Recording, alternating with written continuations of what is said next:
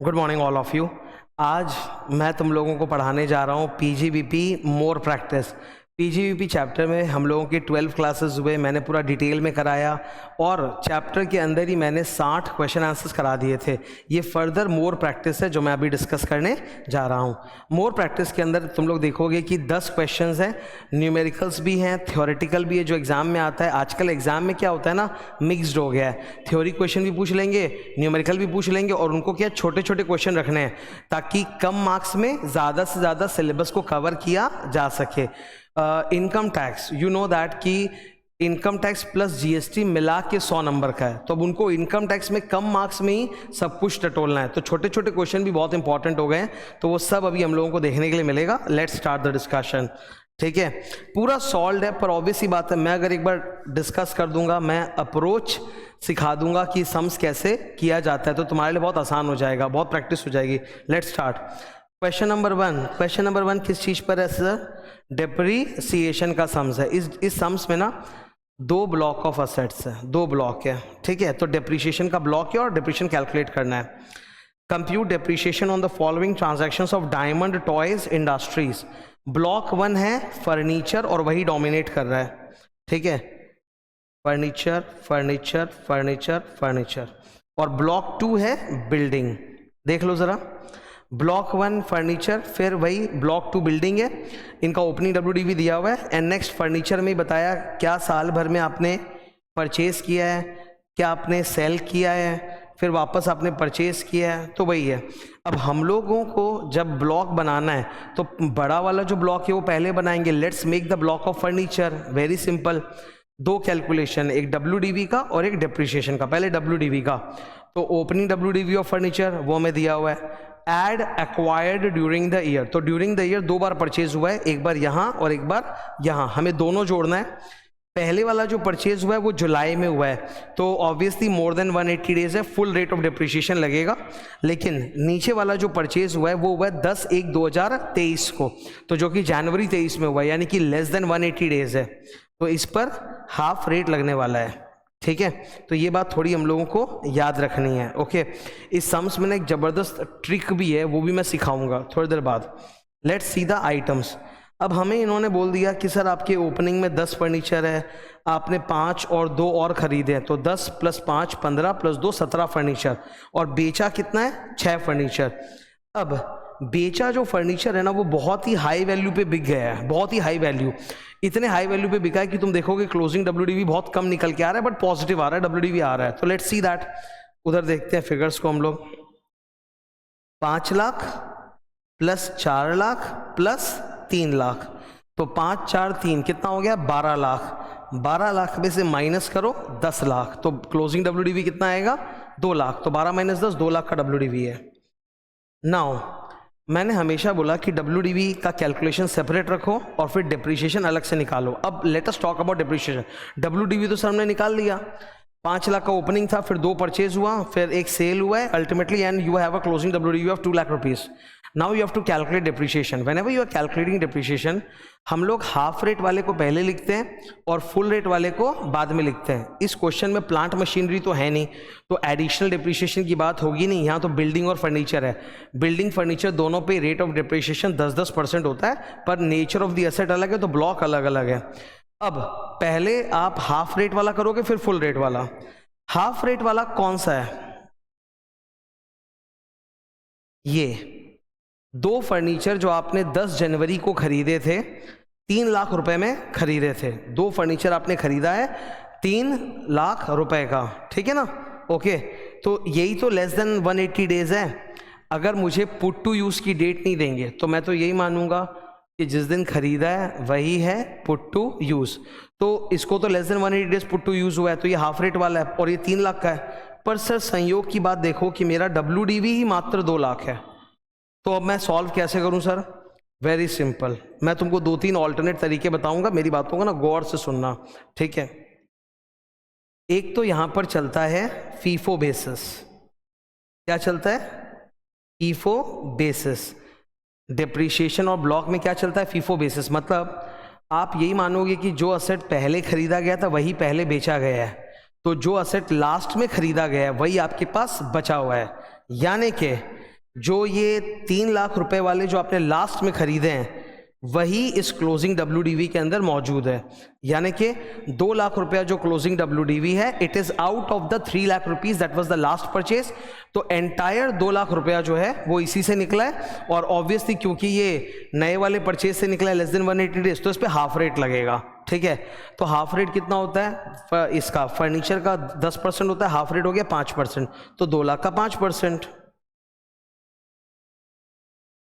ये तुमने 5% निकाला 10,000। ठीक है, दैट इज फर्स्ट ऑल्टरनेटिव, जो कि एकदम सही है कि आप फीफो बेसिस मान के चलिए, फीफो बेसिस के अनुसार जो असेट लास्ट में आई है वही आपके WDV में पड़ी हुई है। तो लास्ट में तो वो 2 असेट आए थे फर्नीचर 3 लाख के, तो वही उस 2 लाख में शामिल है, मैं मानूंगा। तो उस 2 लाख पे हाफ रेट डिप्रिसिएशन लगेगा 5%, दी एंड ऑफ द स्टोरी, और फुल रेट का कुछ चक्कर है ही नहीं। ये एक तरीका है। दूसरा तरीका कोई स्टूडेंट ये सोच सकता है, तो तुम जो सोच सकते हो वो मैं तुमको पहले से बता रहा हूँ। एक स्टूडेंट बोलेगा sir please count the number of furnitures. Okay sir, I am counting. एक स्टूडेंट बोला कि सर आप जरा नंबर ऑफ फर्नीचर काउंट करो। अब आपके पास ओपनिंग में कितने फर्नीचर थे? 10। आपने 5 और खरीदे, 2 और खरीदे, 17 हो गए। 17 में से आपने 6 बेचा। ठीक है, तो 10 + 5 + 2 - 6 = 11 फर्नीचर्स आपके पास पड़े हुए हैं। ठीक है, हाँ सही बात है। अब वो बोल रहा है सर 11 फर्नीचर्स में 2 टुकड़े हैं, 2 फर्नीचर ऐसे हैं जो आपने एकदम लास्ट में परचेज किया है ना, 10 जनवरी 2023 को, जो आपने लास्ट में परचेज किया, एंड बाकी के 9 फर्नीचर जो हैं वो तो पुराने वाले हैं, जिसमें कुछ ओपनिंग WDV में से है और कुछ उन 5 परचेज में से है। ठीक है, अब वो स्टूडेंट बोल रहा है कि सर अगर आप कायदे से सोचो तो 11 फर्नीचर में से 9 फर्नीचर तो ओपनिंग WDV और 5 परचेज में से है, और 2 फर्नीचर लेटेस्ट वाले हैं। इन पे लगेगा हाफ रेट 5%, इन पे लगेगा फुल रेट 10%। ठीक है, अब आपकी क्लोजिंग WDV कितनी है? Sir our closing WDV is 2 lakh rupees. तो वो स्टूडेंट बोल रहा है कि सर आप एक काम करो, ये 2 लाख रुपए को ना इन 9:2, 2 लाख रुपए को 9:2 के रेशियो में डिवाइड कर दो, और फिर उस पर अकॉर्डिंगली जो 9/11 वाला पोर्शन आएगा उस पर फुल रेट, और जो 2/11 वाला पोर्शन आएगा उस पर हाफ रेट। ये एक मैथमेटिक्स स्टूडेंट बोल सकता है ये वाला रॉन्ग है, ये हमको फॉलो नहीं करना है, ऊपर वाला राइट है जो हमको फॉलो करना है। ठीक है, यही सम्स की मेन बात है सिखाने लायक, कि आपको इतना मैथ्स लगाने की ज़रूरत नहीं है कि नंबर ऑफ फर्नीचर के पीसेस आप काउंट करोगे। ये इनकम टैक्स है, इनकम टैक्स में ब्लॉक कंसेप्ट चलता है, ये अकाउंट्स नहीं है। अकाउंट्स में एक एक असेट को अलग अलग गिनते हैं, ब्लॉक कंसेप्ट में अलग अलग असेट्स का कोई वजूद नहीं है। तो आप अगर ये सोचोगे कि 2 लाख रुपए का क्लोजिंग WDV है, उसको 11 पीसेस ऑफ फर्नीचर में रेशियो वाइज डिवाइड कर दे 9:2, the 9/11 portion represents the old assets full rate, and 2/11 portion represents the new asset half rate, वो मैथ्स यहाँ पे अप्लाई नहीं होता। ये रॉन्ग ट्रीटमेंट है, ये नहीं करना है। तो ये तो अच्छी बात है ना सर, नहीं करना है, बिकॉज इसमें बहुत झमेला था। बोला इसे करना ही नहीं है, एकदम सिंपल है ब्लॉक कंसेप्ट में। ब्लॉक कंसेप्ट का मतलब क्या? फीफो फॉलो करना है। कैसे? कि भाई जो क्लोजिंग WDV है that represents your latest purchase, and my latest purchase was for 3 lakh, तो ये 2 लाख का WDV उसी में से है। तो 2 लाख पे सीधा आप हाफ रेट मारो 5%, 10,000 रुपया, दी बेस्ट है। क्लियर है ना? तो ये बहुत मस्त चीज़ है जो सीखने लायक था। नेक्स्ट सर, अब तो सर मेन ज्ञान तो हो ही है, अब सेकेंड और क्या है? ये बिल्डिंग में कोई परचेज सेल कुछ नहीं है। बिल्डिंग का ओपनिंग WDV हमें बताया हुआ है, it is 12,50,000, that's the opening WDV। तो 12,50,000 पे 10% डिप्रिसिएशन देना है, और क्या?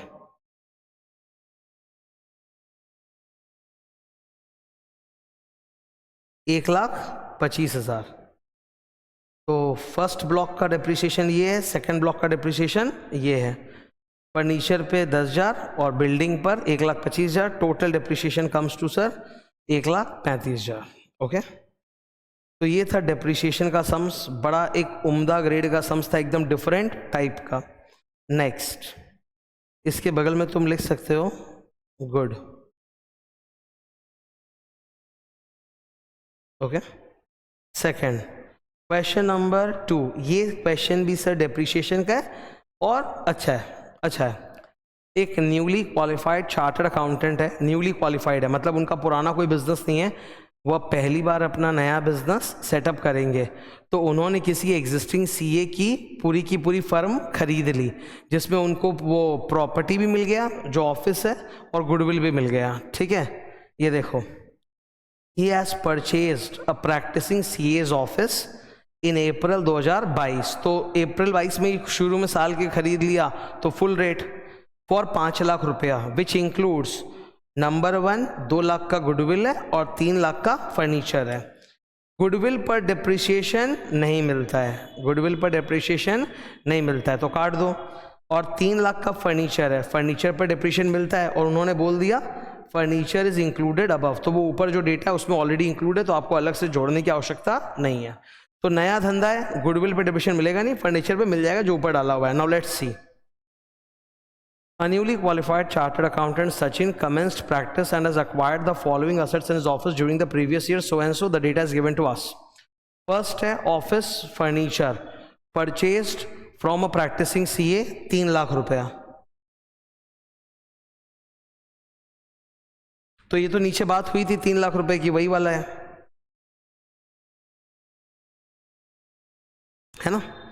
3 लाख का जो फर्नीचर खरीदा वही है और फर्नीचर बस इतना सही और कुछ नहीं है। तो 3 लाख के फर्नीचर पे आपको डिप्रिसिएशन देना है एट व्हाट रेट 10%। तो फर्नीचर का डिप्रिसिएशन निकल के आ गया 30,000 रुपये। Next, you have got fire extinguisher. बहुत सारे एसेट्स ऐसे हैं जिनका अलग से कोई ब्लॉक नहीं होता, वो प्लांट मशीनरी में शामिल होता है। तो फायर एक्सटिंग्विशर भी प्लांट मशीनरी में ही काउंट किया जाएगा और 15% रेट ऑफ डिप्रिसिएशन है। फायर एक्सटिंग्विशर वाला जो असेट है उसमें हम लोग पुट टू यूज़ नहीं देखते, उसमें रेडी टू यूज़ ही काफ़ी होता है। ठीक है, उसमें एग्जैक्ट पुट टू यूज़ नहीं देखते, ready to use is enough. इन्होंने बोला कि साल भर में उसका इस्तेमाल नहीं हुआ और होना ज़रूरी है भी नहीं, फायर एक्सटिंग्विशर है वो तो स्टैंड बाई एसेट है, उस पर आप बिना पुट टू यूज़ के भी डेप्रिसिएशन क्लेम कर सकते हो।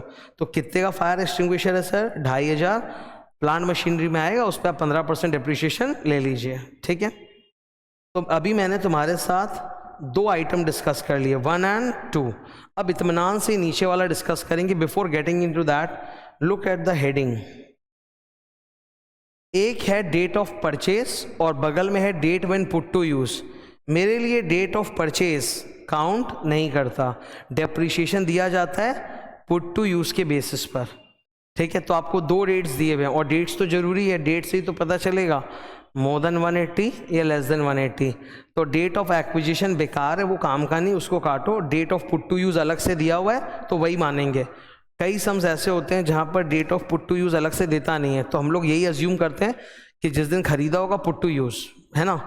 पर सर यहाँ तो दिया है और यहाँ दिया है तो हम पुट टू यूज़ वाले डेट को लेंगे, हम परचेज का डेट लेंगे क्यों? ठीक है, तो फर्नीचर तो इन्होंने अप्रैल में ही खरीद लिया था तो फुल रेट। ये क्या नाम है इसका, फायर एक्सटिंग्विशर भी अप्रैल में खरीद लिया था तो फुल रेट है 15%। नाउ लुक एट दिस, ये लास्ट के जो 5 असेट्स है ना, ये सब बीसी हैं। बीसी मतलब बुक्स एंड कंप्यूटर, 40% रेट वाले। ठीक है, देख लो जरा, books, laptop, computer, software, printer, all of these fall in the category of BC books and computer, जो कि 40% रेट को अट्रैक्ट करता है। हमको देखना है कि कहाँ फुल रेट है, कहाँ हाफ रेट है। लेट्स सी, ये बुक्स कब खरीदा गया? 1 अप्रैल फुल रेट। ठीक है, फिर ये 1 अक्टूबर फुल रेट, 3 अक्टूबर फुल रेट, 4 अक्टूबर बस। 4 अक्टूबर या उसके बाद अगर कोई भी असेट आप खरीदते हो ना तो वो 179 डेज या कम होता है, मतलब वो लेस देन 180 डेज हो जाता है। तो वहाँ पे कौन सा रेट लगेगा? Half rate. मतलब इसको आप मल्टीप्लाई कितने से करोगे? 20% से। ठीक है, और ऊपर वाले जो है उसको मल्टीप्लाई किससे करोगे? 40% से। मैंने क्लास में पढ़ाया था ना कि तुम्हारे प्रीवियस ईयर जो है 22-23, उसमें कोई लीप ईयर नहीं है। 22 और 23 में कोई लीप ईयर नहीं है। 23 का जो फरवरी 28 दिन का होता है। तो तुम्हारे केस में जो डेट है कट ऑफ तुमको याद रखनी है, वो 3 और 4 अक्टूबर है। 3 अक्टूबर तक अगर अप्रैल से लेके 3 अक्टूबर तक असेट को पुट टू यूज़ कर दिए तो वो greater than equal to 180 days है फुल रेट। 4 अक्टूबर या उसके बाद से यूज़ करोगे तो वो 179 डेज या उससे कम आएगा तो लेस देन 180 है, हाफ रेट। तो 4 अक्टूबर और 5 अक्टूबर वाला जो पुट टू यूज़ है उस पर हाफ रेट लगेगा। ठीक है, तो हमने सारे असेट्स का रेट्स निकाल लिया। अब चलो सॉल्व करना है। सॉल्व करने के दौरान आपको 3 ब्लॉक बनाने हैं। कितने ब्लॉक? 3 ब्लॉक। एक हमें फर्नीचर का ब्लॉक बनाना है, दूसरा हमें प्लांट मशीनरी का ब्लॉक बनाना है फॉर फायर एक्सटिंग्विशर, और तीसरा हमें books and computer. Plant machinery है, उसका एक अलग ब्लॉक बनेगा 40%। ठीक है, लेट्स डू इट। सबसे पहला ब्लॉक कौन सा है? प्लांट मशीनरी 40% वाला, मतलब they are talking about books and computer. तो ओपनिंग WDV कुछ दिया हुआ नहीं है, नील। आपने 5 बार अलग अलग आइटम परचेज किए, टोटल आ रहा है 1,11,500। सेल कुछ हुआ नहीं है, तो क्लोजिंग WDV 1,11,500। अब इस पे आपको डेप्रिसिएशन देना है। 3 आइटम्स पे फुल रेट है और लास्ट के 2 आइटम पर हाफ रेट है। सॉल्व करेंगे, डेप्रिसिएशन निकालेंगे। Our depreciation comes to 40,500। ठीक है, तो 40% वाला जो ब्लॉक है उस पर आपने निकाल लिया। नेक्स्ट ब्लॉक है 15% प्लांट मशीनरी, मतलब फायर एक्सटिंग्विशर। तो फायर एक्सटिंग्विशर का ओपनिंग कुछ नहीं है, खरीदा है आपने 2,500, बेचा भी कुछ नहीं है, तो क्लोजिंग WDV 2,500 है। उस पर 15% डिप्रिशिएशन देना है एंड दैट कम्स टू 375। तो सेकंड वाले का आ गया आंसर 375।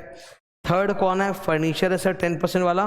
3 लाख का आपने टेक ओवर किया था, तो वही 3 लाख के ऊपर 10% कैलकुलेट करो, 30,000 रुपया, तो आ गया। तो 3 डिप्रिशिएशन टोटल है हमारे, 40,500, 375 और 30,000 जोड़कर आ रहा है 70,875। That's my total depreciation. ठीक है, और जो भी हम लोगों ने बातचीत की ना, वही यहाँ नोट्स में है। जो एक्स्ट्रा मैंने समझाया बोला, उसी को नोट्स में लिख के डाल दिया। ठीक है ना, तो ये भी एक अच्छा सम था डिप्रिशिएशन का। टर्न करो। अब एक और सम है, and this some is also on depreciation. It is very very easy. ये इजी सम से, पर इसकी कहानी बड़ी रोचक है। मैं कहानी तुम लोग को बताता हूँ इसकी। ठीक है, इसको अंदर पढ़ने के पहले मैं 2 बातें आज तुम लोग को सिखा देता हूँ।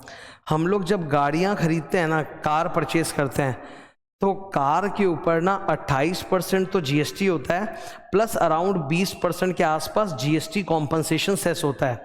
तो जो तुम गाड़ी खरीदते हो उसके अंदर 48% के आसपास GST का अमाउंट होता है, पर आप इसका इनपुट क्रेडिट नहीं ले सकते।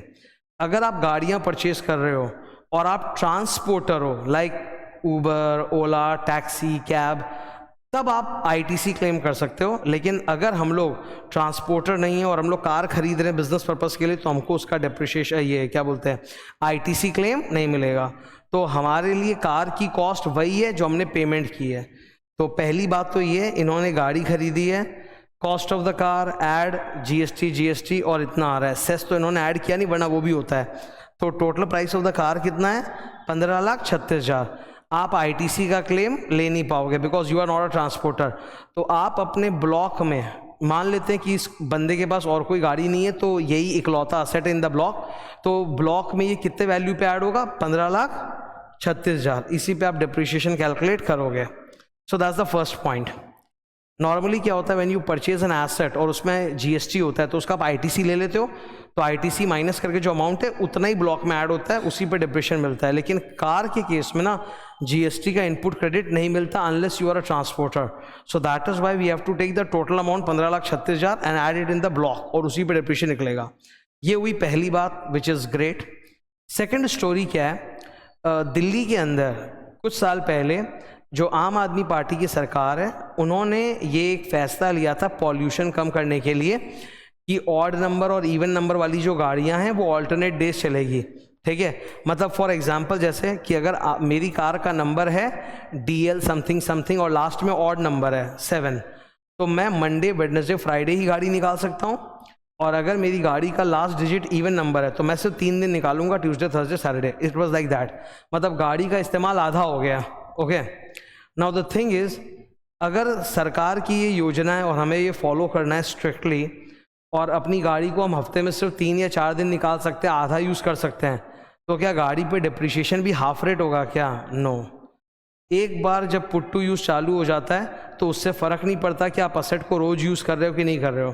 तो बावजूद उसके कि आप अपनी गाड़ी को सिर्फ हफ्ते में 3 दिन या 4 दिन ही निकाल सकते हो, स्टिल आपको full rate of depreciation he charge करना पड़ेगा अगर साल में वो पुट टू यूज़ हुआ है starting for more than 180 days. ठीक है, तो फुल रेट ही लगेगा, हाफ रेट लगने वाला नहीं है।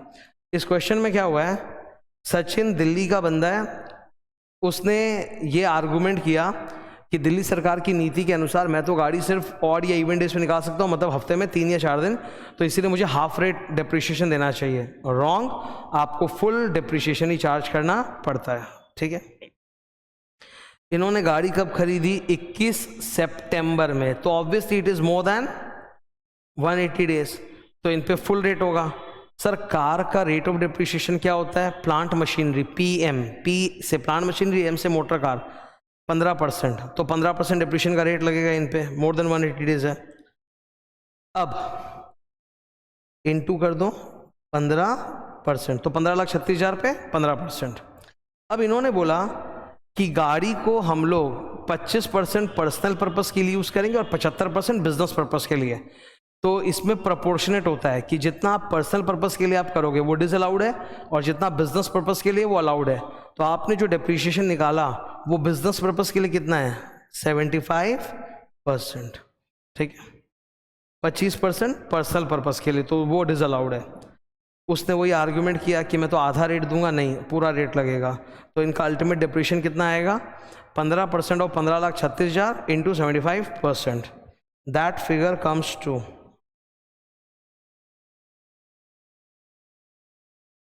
1,72,800। तो ये इनका डिप्रिशिएशन का आंकड़ा है।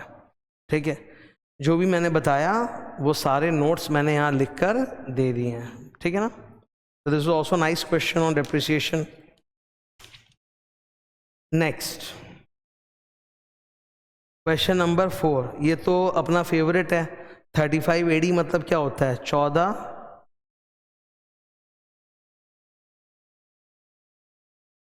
स्पेसिफाइड बिजनेस, है ना?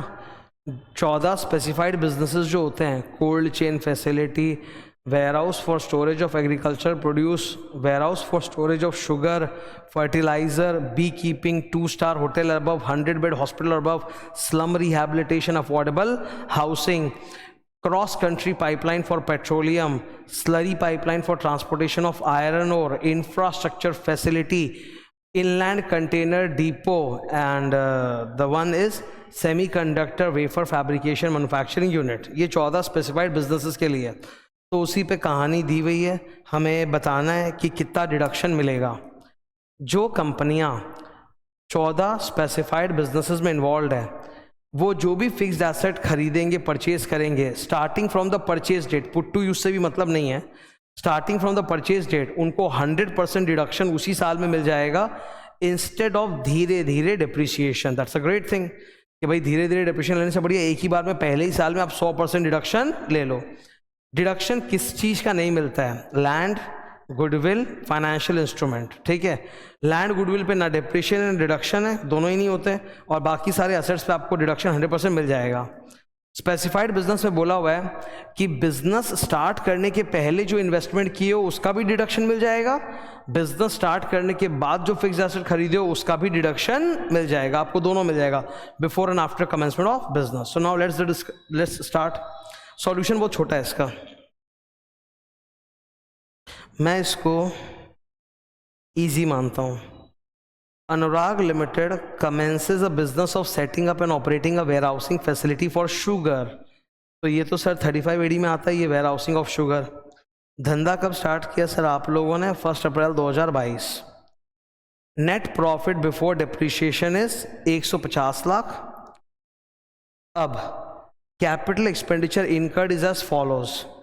Cost of land purchased in June 2020, मतलब धंधा चालू करने के 2 साल पहले जमीन खरीदा, जमीन का सर डिडक्शन नहीं मिलेगा।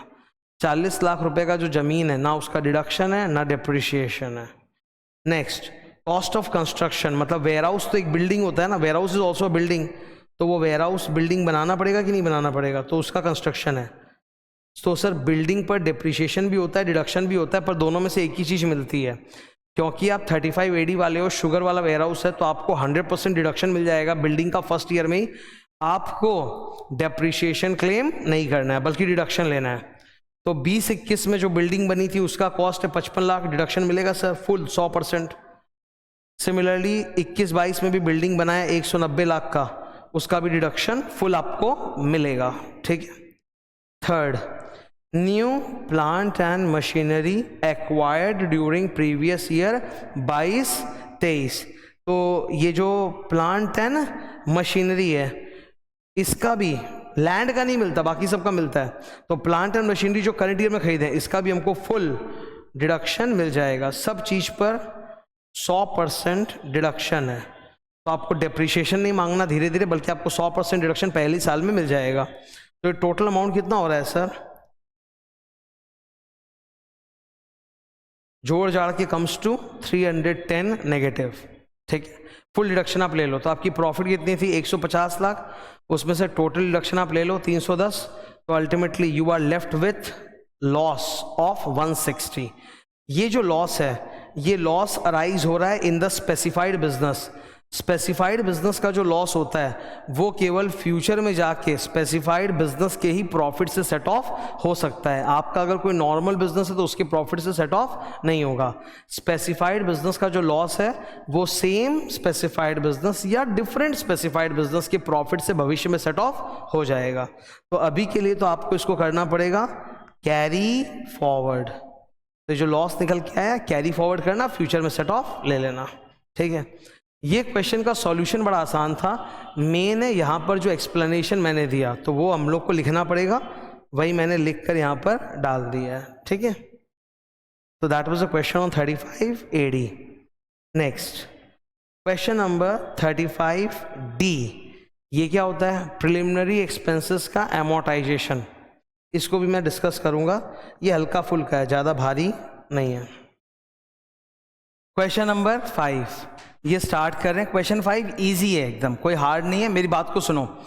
एक सेक्शन है 35D, amortisation of preliminary expenses.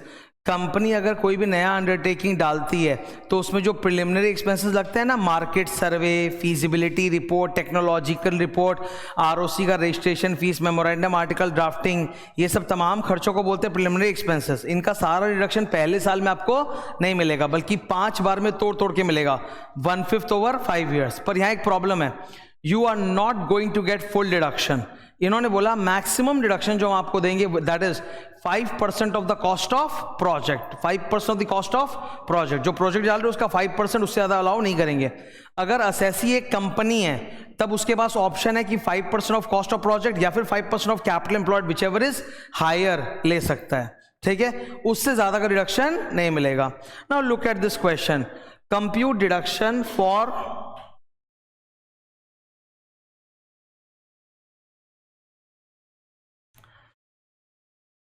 तो यहां तो असेसी कौन है? कंपनी है।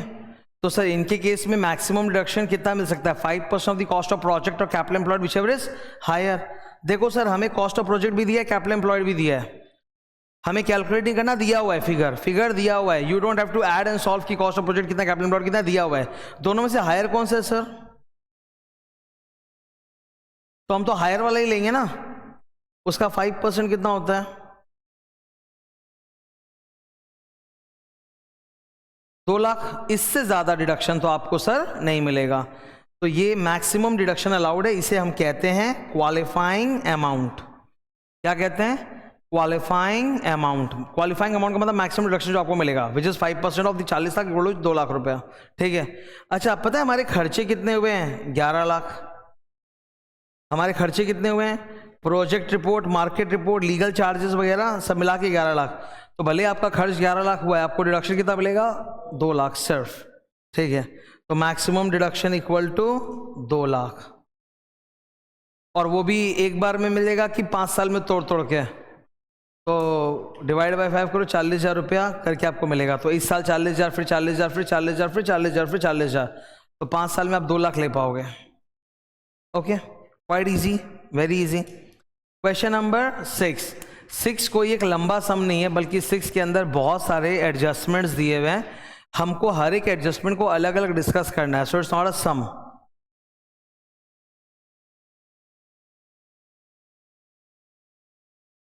State with reason the taxability or deductibility of the following expenses.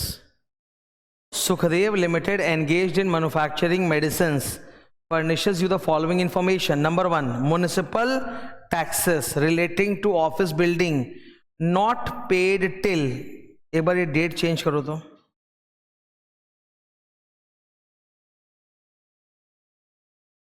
Return filing date, ये कंपनी है, मैं अज्यूम कर रहा हूं कि बड़ा कंपनियों का टैक्स ऑडिट भी होता होगा, तो इसका रिटर्न फाइलिंग डेट कितना होगा, जुलाई की अक्टूबर, अक्टूबर 31 अक्टूबर।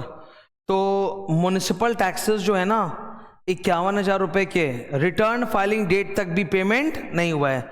हम सब जानते हैं there is a section called 43B। Section 43B बोलता है कि 6 ऐसे एक्सपेंसेस हैं जिनका डिडक्शन आपको तभी मिलेगा जब आप रिटर्न फाइलिंग डेट तक पेमेंट कर दो, वरना डिडक्शन नहीं मिलेगा। अगले साल पेमेंट करोगे तो फिर अगले साल डिडक्शन मिलेगा। तो ये तो रिटर्न फाइलिंग डेट तक आपने पेमेंट नहीं किया, तो इसका डिडक्शन आपको इस साल नहीं मिलेगा। तो आंसर क्या है?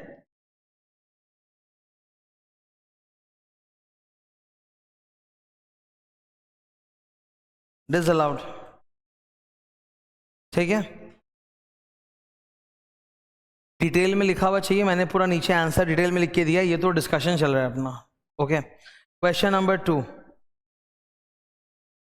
पेटेंट। पेटेंट एक इंटैंजिबल असेट होता है, इंटैंजिबल असेट पे डेप्रिसिएशन का रेट क्या होता है सर? 25%।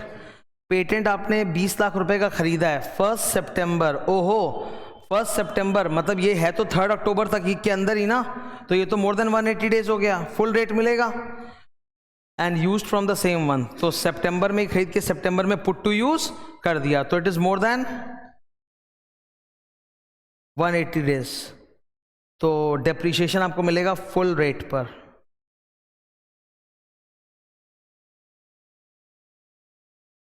बीस लाख का 25%, 5 lakh depreciation, more than 180 days हो गया, तो आपको फुल रेट में मिलेगा 25%, 12.5 नहीं 25% और 20 लाख 5 लाख रुपए डिप्रिसिएशन मिल जाएगा। करेक्ट है? मेरा तुम सबसे सवाल है, डिप्रिसिएशन का सेक्शन नंबर क्या होता है? Very good. Next number 3, capital expenditure other than building on scientific research. Scientific research के लिए जो भी एक्सपेंडिचर होता है उसके डिडक्शन का अलग से एक सेक्शन है 35। साइंटिफिक रिसर्च R&D पे आप जो भी खर्चा करते हो उसका आपको धीरे धीरे डिप्रिसिएशन मांगना पड़ता है भिखारी की तरह, कि एक ही बार में 100%, एक ही बार में 100%, पर लैंड का नहीं मिलेगा, गुडविल का नहीं मिलेगा। तो इन्होंने बोला 10 लाख का खर्चा था, उसमें से 2 लाख तो लैंड है, तो सर मिलेगा कितना? 8 लाख।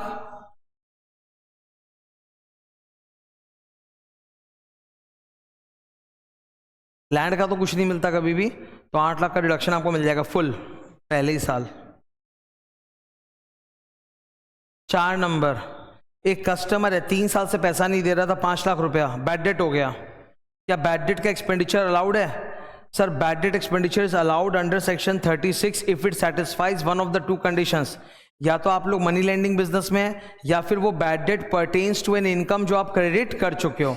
तो ये तो कस्टमर का पैसा है, तो हमने तो इसको इनकम मान ही लिया होगा क्रेडिट सेल्स, तो आज बैड डेट हो गया तो मैं डिडक्शन क्लेम कर सकता हूं।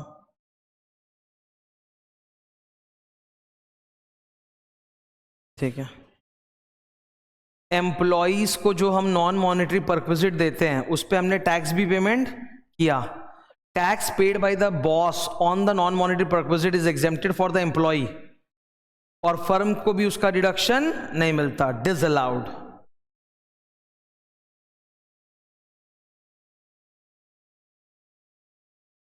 फोर्टी क्लॉज है, 40 clause A, non monetary purposes के ऊपर एम्प्लॉय को जो मैं नॉन मॉनेटरी पर्पस देता हूँ उस पर जो टैक्स देता हूँ वो मुझको डिडक्शन नहीं मिलता, और उनके लिए एग्जेम्प्ट होता है और मुझको भी डिडक्शन नहीं मिलता, तो डिसअलाउड है 40 क्लॉज ए। प्रोविडेंट फंड का पैसा मैंने 5.5 लाख रुपया कब तक जमा कर दिया? जुलाई, मतलब रिटर्न फाइल डेट के पहले पेमेंट कर दिया, तो एज पर सेक्शन 43B मुझे इसका डिडक्शन मिल जाएगा।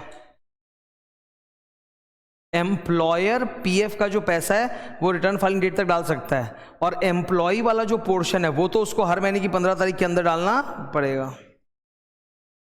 किसी पॉलिटिकल पार्टी के सोवेनियर में हमने एडवर्टाइजमेंट डाला है, डिडक्शन नहीं मिलेगा, section number 37 clause 2B।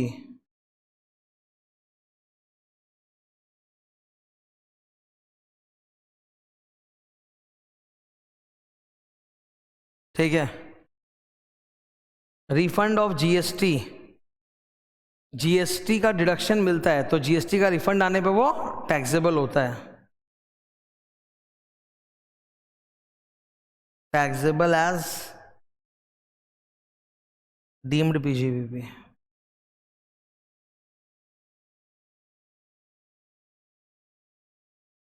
Section deemed PGBP के ऊपर सेक्शन कौन सा है? 41।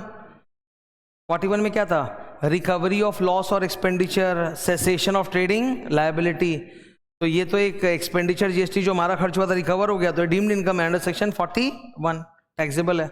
इनकम टैक्स का refund is not taxable because income tax का रिडक्शन नहीं मिलता, तो रिफंड भी टैक्सेबल नहीं होता। जीएसटी का तो रिडक्शन आप लेते ही हो, तो रिफंड अगर आया है तो वो टैक्सेबल है। ठीक है, clear. Due date of filing return क्या है? 31 अक्टूबर। कॉर्पोरेट एसएससी है। हमको तो बस एक एक आइटम का डिस्कशन करना था, कर दिया हमने डिस्कशन। जो भी मैंने ऊपर समझाया है, सेक्शन नंबर, अलाउड डिसअलाउ सब है, और नीचे भी देखो डिटेल में लिख के दिया हुआ आंसर। क्लियर है? सेकंड क्वेश्चन भी कुछ इसी तरह का है। गुड। एसटीटी का डिडक्शन सिर्फ पीजीबीपी में उनको मिलता है जिनकी इनकम ही मतलब शेयर वाली इनकम पीजी में जाए, मतलब ब्रोकर। बाकी इन्वेस्टर लोग को कैपिटल गेन्स चैप्टर में एसटीटी का कोई डिडक्शन नहीं मिलता। एसटीटी को ना तो आप एक्सपेंस की तरह क्लेम कर सकते हो ना कॉस्ट में ऐड कर सकते हो। पढ़ते हैं। For a dealer in shares and security, जिसका धंधा ही वही है, STT is allowed expenditure, true, but for investor it is not deductible under capital gains, true. Capital gains में इन्वेस्टर लोग को उसका कोई डिडक्शन नहीं मिलता।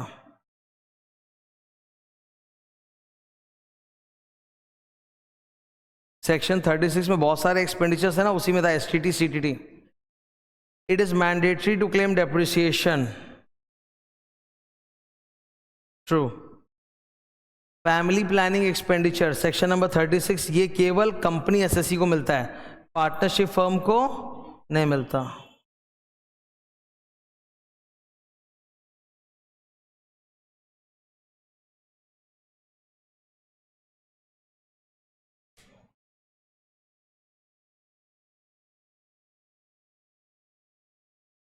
ठीक है,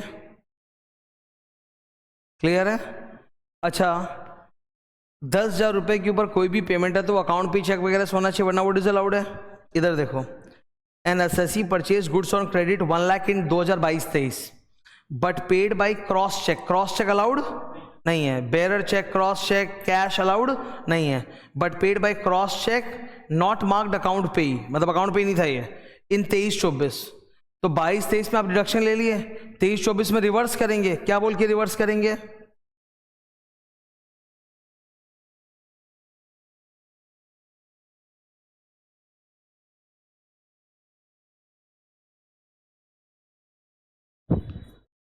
सेक्शन 40A का क्लॉज सब सेक्शन 3 जो है वो बोलता है कि 10,000 के ऊपर कोई भी पेमेंट है पक्का में होना चाहिए, वरना वो डिसअलाउड है।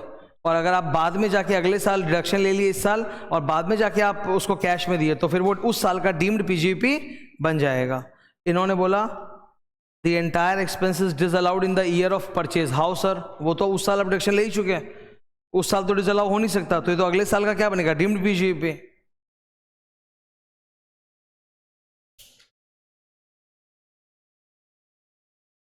सेम ईयर में ही अगर मैं पेमेंट करता तो डिसअलाउड होता, अलग साल जाके पेमेंट कर रहा हूं तो फिर तो वो डिसअलाउ पीछे आके तो कर नहीं सकते, आने वाले साल का वो डीम्ड इनकम बन जाएगा।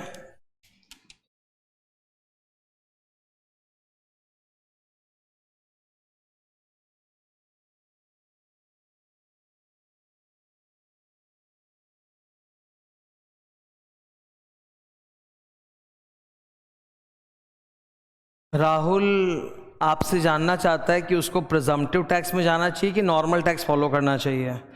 पिछले साल उसने प्रिजम्पटिव टैक्स फॉलो किया था। अब तुम तो जानते हो कि प्रिजम्पटिव टैक्स में बिजनेसमैन जो होते हैं ना, शॉपकीपर, व्यापारी, उनके लिए 44 AD होता है, 44 AD। और 44 AD में एक बार अगर घुस गए तो 5 साल तक पड़े रहो, निकलोगे तो ऑप्ट आउट करोगे तो फिर 5 साल तक जा नहीं पाओगे। करेक्ट? तो पिछले साल ये प्रिजम्पटिव टैक्सेशन में गया था, इस साल ये बोल रहा है कि क्या करूं, रहूं कि चला जाऊं, दोनों तरीके से इनकम निकालनी है। इसकी पीजीबीपी के हिसाब से ये आ रहा है 7,40,000।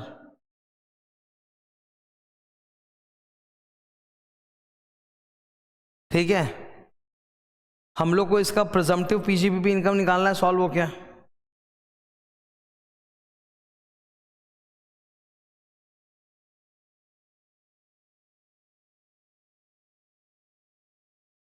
इसका टर्नओवर है बंदे का 99,50,000, उसका 8% दबाओ तो। वेरी गुड, ये बोला 7,96,000।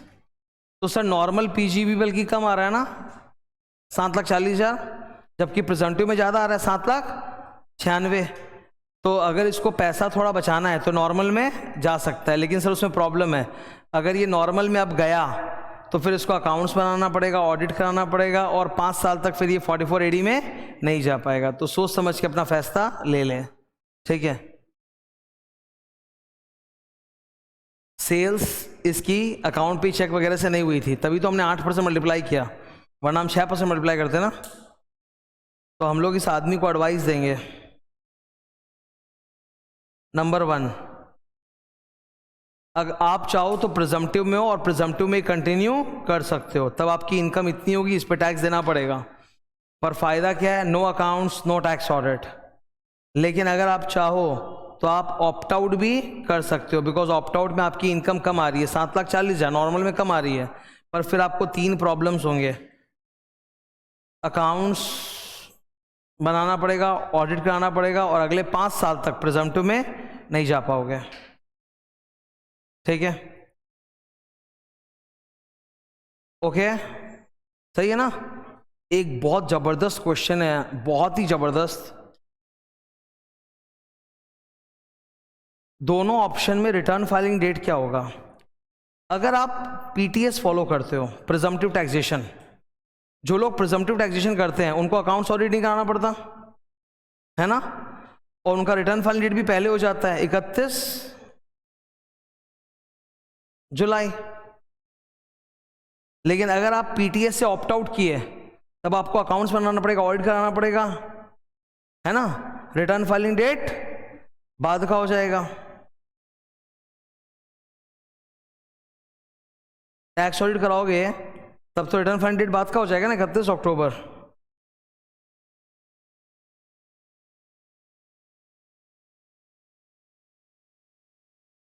सही है, प्रिजम्पटिव में जाओगे तो ऑडिट नहीं है तो रिटर्न फाइलिंग भी पहले करो, और नॉर्मल में जाओगे तो टैक्स ऑडिट कराना है तो रिटर्न फाइलिंग डेट बाद का हो जाता है 31 अक्टूबर।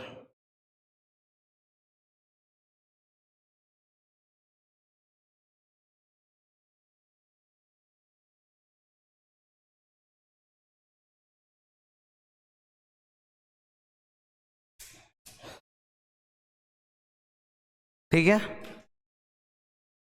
अब एक सम्स है, क्वेश्चन 9 बड़ा ही हल्का सम्स है।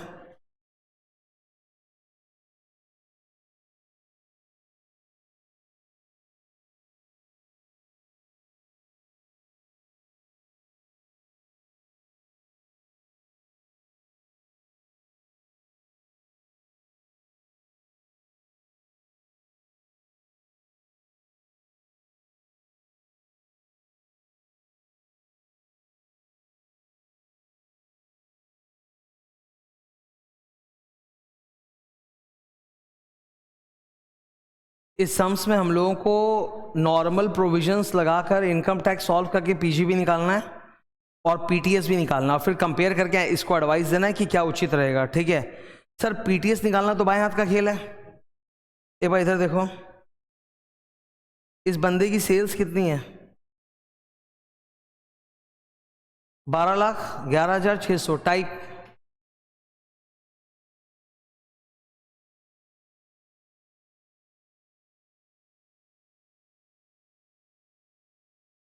इसकी जो भी सेल्स है बोलता है वो मान लीजिए कि पक्का में नहीं है, कैश वगैरह में, तो 8% मल्टीप्लाई करेंगे तो 12,11,600 का 8%, ठीक है। तो तुम लोगों ने इसका 8% बोला, मेरे को कितना बोल, सही है एकदम, लिखा क्या बोर्ड पे हम, ठीक है। तो पीटीएस तो तुमने एक झटके में निकाल दिया सर, 96,928। अब अगर आपको नॉर्मल निकालना है तो नॉर्मल के लिए तो सर मेहनत करना पड़ेगा, let's do it. He is a retail trader of Patna. इन्होंने अपनी ट्रेडिंग पीएल अकाउंट दी है। Start from the credit side, जैसे में हम लोग का अप्रोच होता है ना हमेशा, वैसे सेल्स कुछ नहीं करना। इनकम फ्रॉम यूटीआई माइनस होगा, कहाँ जाएगा, IFOS। Dividend from foreign company, IFOS। IFOS तो अलग से निकलता है, वो तो पीटीएस के ऊपर भी अलग से ही होगा। पीटीएस से तो सिर्फ पीजीबी इनकम निकलता है ना, तो अगर आप पीटीएस भी करोगे तो भी आपको 96,000 तो पीजीबी में देना पड़ेगा और 8,400 IFOS में। तो IFOS से नॉर्मल का या पीटीएस का कोई लेना देना नहीं है। पीटीएस प्रिजम्पटिव टैक्स में सिर्फ पीजीबी निकलता है, बाकी तो आपको करना ही पड़ेगा। तो IFOS पे तो ऐसे ना वैसे दोनों जगह टैक्स देना है, तो वो आपको सोचने की जरूरत नहीं है, आपको IFOS अलग से निकालने की जरूरत नहीं है। ये लेस तो होगा लेकिन पीजीबी कैलकुलेशन में। इस साइड आ जाओ, इस साइड सब सही है क्या, ओपनिंग स्टॉक, परचेज, जीपी, हाँ सही है, salary, rent, rate, interest on loan, depreciation सब सही लग रहा है। डेप्रीशिएशन ऐड होगा बिकॉज इनका वाला जो आईटी डेप्रीशिएशन है वो अलग से होगा, माइनस करेंगे।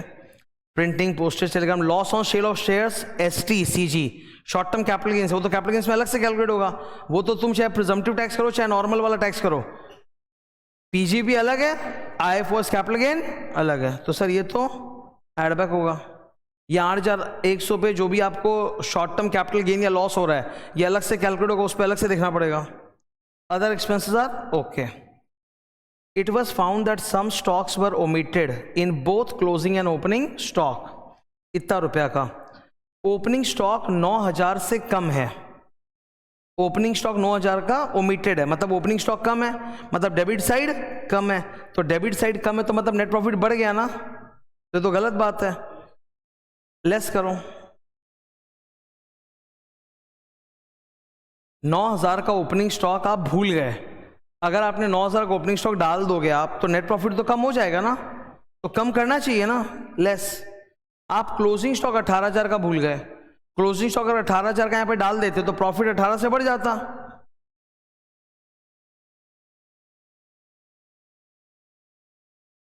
Salary includes 10,000 paid to brother, relative को एक्सेस पेमेंट किया है, which is unreasonable to the extent of 2,000, add back 2,000। Section number क्या होगा, 40A सबसेक्शन 2। रिलेटिव को जितना भी एक्सेस पेमेंट है, इज अलाउड, एड बैक 2,000 रुपया। The whole amount of printing and stationery was paid in cash. Printing stationery कितना है sir, 23,200, बाप रे 23,200, तो 10,000 के तो ऊपर ही है। 40A subsection 3। Depreciation provided in PL 1,05,000, वो तो एडबैक होगा। अब हम लोग को अलग से अपना खुद कैलकुलेट करना पड़ेगा। ओपनिंग WDV कितना दिखा है, 4,20,000। एक नया प्लांट आपने खरीदा है जो प्लांट मशीनरी के ब्लॉक में ऐड होगा, 15% रेट है, आपने वो खरीदा 1 जुलाई को, तो फुल रेट का डिप्रेशन लगेगा, 70,000 का है। 2 प्लांट्स वर सोल्ड फॉर 50,000, तो मेरा ब्लॉक कैसा होगा, opening WDV add purchase less sale proceed, closing WDV 4,20,000 opening है, परचेस किया है 70,000 का, बेचा 50,000 का, 4,40,000। इस पे आप डिप्रिशिएशन मारो 15%, बताओ प्लीज, 66,000 ये आ रहा है आपका डिप्रिशिएशन, ये माइनस होगा।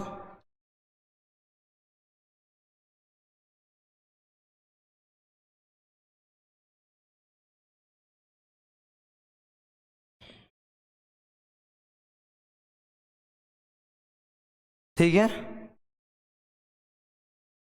Other general expense include 2,000 paid as donation to public charitable trust. Donations यहाँ पे तो अलाउड नहीं होता, अलग से उसका 80G मिल जाएगा रिडक्शंस में, पर यहाँ तो अलाउड नहीं है एड बैक। ओके, तो तुमने सारे एडजस्टमेंट्स कर लिए, प्लस माइनस कर लिए, अब इनको डाल के सॉल्व करोगे। नेट प्रॉफिट स्टार्ट कितने पे हो रहा है, 50,000, कैलकुलेटर उठाओ प्लीज। 50,000 रुपये में, जैसे मैं बोल रहा हूँ प्लीज मेरे साथ साथ चलो, 50,000 रुपया नेट प्रॉफिट है। एड बैक 8,100, एड बैक 1,05,000, मेरा आ रहा है 1,63,100। अब उस तरफ दो माइनस है, -2,400 एंड -6,000, मेरा आ रहा है 1,54,700 आ रहा है। नीचे आओ, -9,000 प्लस 18,000 करो, मेरा आ रहा है 1,63,700। ठीक है, फिर भाई को 2,000 एक्स्ट्रा दिए हैं, एड बैक 2,000, 1,65,700। फिर प्रिंटिंग स्टेशनरी कैश में दिया, ऐड करो 23,200, मेरा आ रहा है 1,88,900। फिर 4 नंबर डेप्रीशिएशन है, -66,000, आई एम गेटिंग 1,22,900। फिर 5 नंबर 2,000 का डोनेशन है, ऐड करो 2,000, आई एम गेटिंग 1,24,900। तुम लोग अब यही आ रहा है, that is my normal PGP income. So ये है नॉर्मल और ये है पीटीएस। तो इस आदमी के लिए तो पीटीएस अच्छा है ना, he should go for PTS.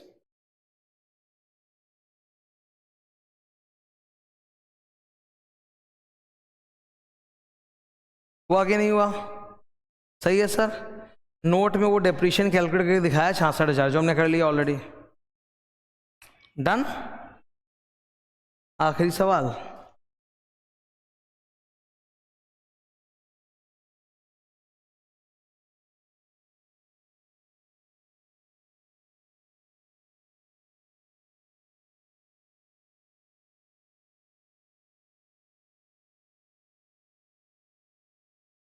इस सम्स को हमें सॉल्व करना है ओनली यूजिंग नॉर्मल प्रोविजंस। ठीक है,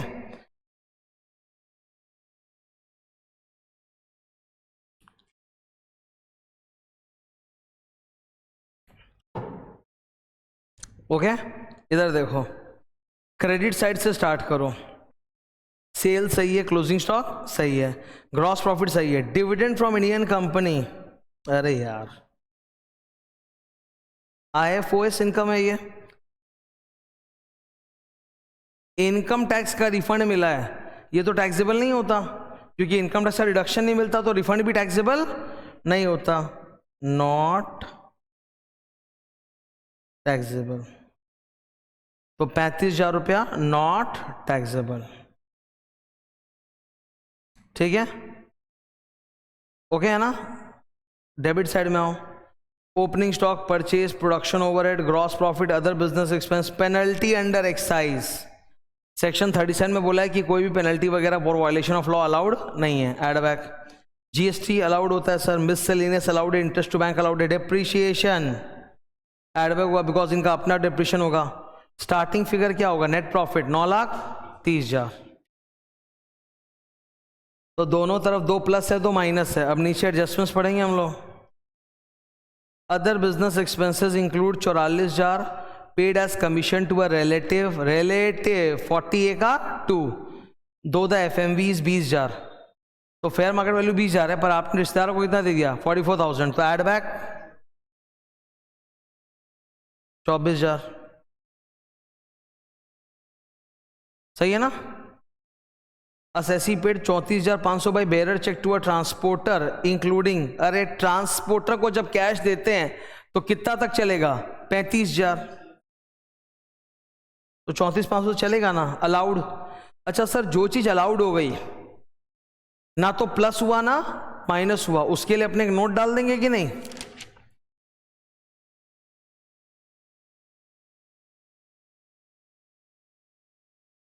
ट्रांसपोर्टर लोग को 35,000 तक अपने कैश में दे सकते हैं। ठीक है ना। ऊपर आओ, 82,000 सैलरी आपने स्टाफ को पे किया था, पर आप बुक्स में ऐड करना, मतलब बुक्स में माइनस करना भूल गए, तो कर लो माइनस। ठीक है।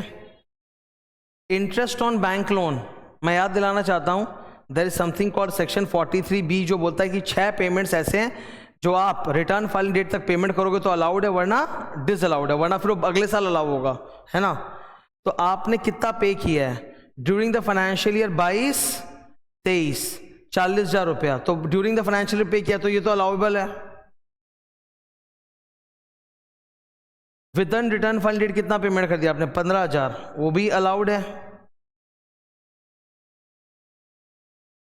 बैलेंस स्टिल आउटस्टैंडिंग, वो डिसअलाउड है। अब वो बैलेंस कितना हमको कैलकुलेट करना पड़ेगा। आपने ऊपर इंटरेस्ट ऑन लोन कितना डाल रखा है, आपने ऊपर इंटरेस्ट डाल रखा है 1,30,000। 1,30,000 में से 40,000 अलाउड है, 15,000 भी अलाउड है, बैलेंस 75,000 ये क्या है, डिसअलाउड है, तो ये एडबैक हो जाएगा।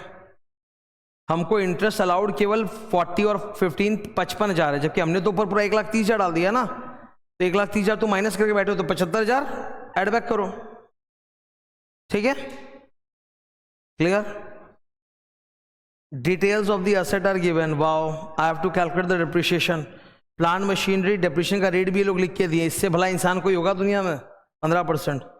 Open WDV 12 lakh, total addition during the year 4 lakh, 12 + 4 16 lakh, less sales कितना 1 लाख, तो क्लोजिंग WDV कितना आ रहा है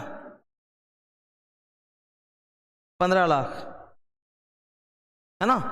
12 लाख का opening plus 4 lakh add minus 1 lakh, 15 lakh. Depreciation half rate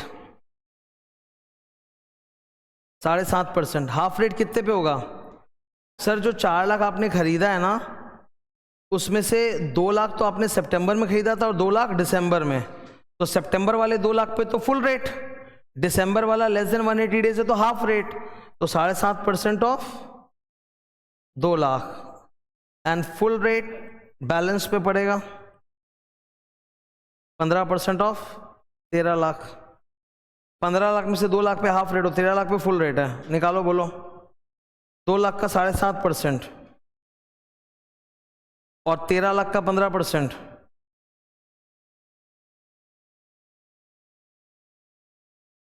total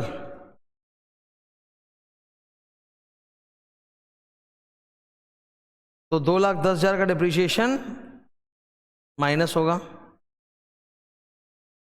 ठीक है। अच्छा प्लांट मशीन देखते, मुझे एक चुल मच गई कि प्लांट मशीन में तो एडिशन डिप्रिसिएशन भी होता है। देखो point number 6, not eligible for additional बोल दिया, मतलब सेकेंड हैंड होगा, है ना, क्लियर है। अभी एक बार कैलकुलेटर उठा लो यार। नेट प्रॉफिट कितना 9,30,000, ऊपर 2 प्लस आइटम्स हैं, plus 2 lakh plus 15,000, I am getting 11,45,000। फिर इधर 2 माइनस है, आई एम गेटिंग 7,90,000 आ रहा है। अब नीचे एक एक करके प्लस 24,000, 2 नंबर में कुछ नहीं, 3 नंबर में माइनस 82,000, मेरा आ रहा है 7,32,000। फिर 75,000 एडबैक होगा इंटरेस्ट, फिर डेप्रिसिएशन माइनस होगा 2,10,000, आई एम गेटिंग 5,97,000।